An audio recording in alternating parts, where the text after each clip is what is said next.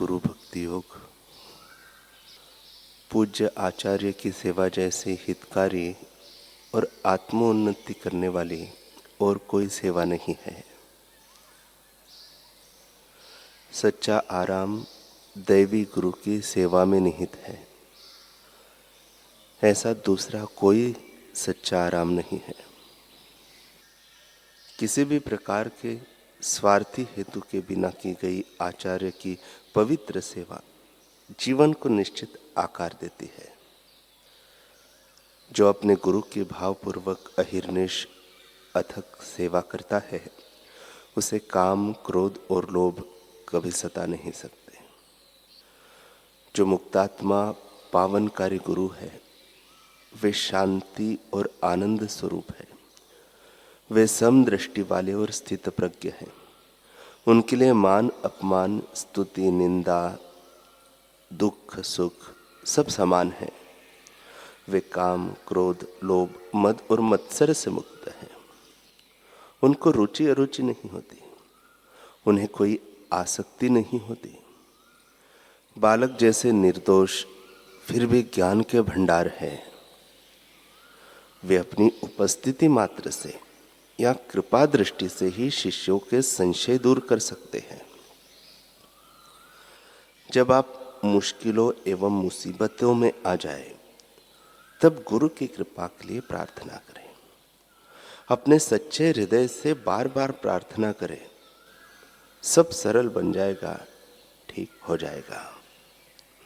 श्रीमती कमला उपाध्याय अपना अनुभव बताते हुए कहती हैं कि सन 2008 की बात है। मैं बापूजी के दर्शन करने गई तो पूज्य श्री ने मुझे प्रसाद दिया और बोले, हर हाल में मस्त रहना, खुश रहना। ये वचन मेरे मन में गहरे उतर गए और मैंने निश्चय किया कि अब मैं सदा खुश रहूंगी। 2009 में अचानक हमारी बिल्डिंग गिर गई। 2010 में मेरे पिताजी का शरीर शांत हो गया।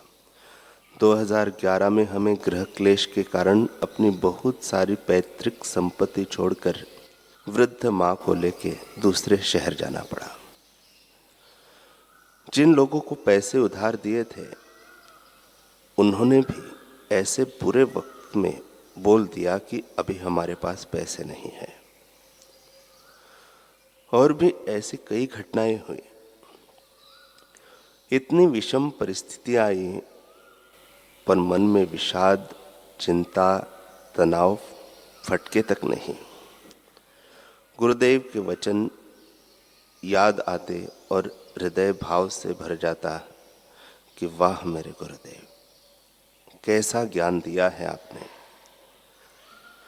मुझे देखने से कोई कह नहीं सकता था कि मैं इतनी कठिनाइयों से गुजर रही हूं, क्योंकि बापूजी के संकल्प ने मुझे खुश रखा था। एक दिन पूज्य श्री ने सपने में एक मंत्र दिया और बोले, बेटी, इस मंत्र का जप करना। यह सब पिछला दुखद प्रारब्ध तुम्हारा काट देगा। तो चिंता मत कर, मैं हूं ना। छोटी बहन को पहले ब्रेन हेमरेज हुआ, फिर लकवा मार गया, इसलिए वह बिस्तर पर पड़ी रहती थी। डॉक्टरों ने बोल दिया था कि अब इसकी याददाश्त कभी नहीं आएगी। मगर बापूजी की कृपा से कुछ ही दिनों में वह ठीक हो गई और चलने फिरने लगी। आज वह भी ठीक है और उसकी याददाश्त भी अच्छी है। गुरुदेव ने मुझे खुश रहने को कहा था, तो खुश रखा भी उन्होंने ही।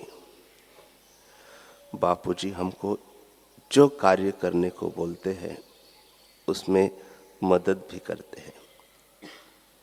जिनको ऐसे समर्थ सद्गुरु नहीं मिले, वे लोग तो जरा सी बात में आत्महत्या कर लेते हैं। मेरे जीवन में इतनी विषम परिस्थिति आई, पर गुरु के वचनों में मुझे श्रद्धा थी, भक्ति थी, तो मेरी सारी कठिनाइयां सुलभता से मिट गए। विक्रांत खाड़ीलकर हड़पसर पुणे अपना अनुभव कहते हुए बताते हैं कि मैं एक बहुराष्ट्रीय कंपनी में सीनियर डिजाइनर इंजीनियर हूं। जुलाई 2019 में मेरे 7 वर्षीय बेटे को वायरल इन्फेक्शन हो गया था। ब्लड प्लेटलेट्स कम होते होते मात्र 26,000 और हीमोग्लोबिन 2.8% रह गया था। डॉक्टरों ने जांच करके कहा कि इसे ब्लड कैंसर है।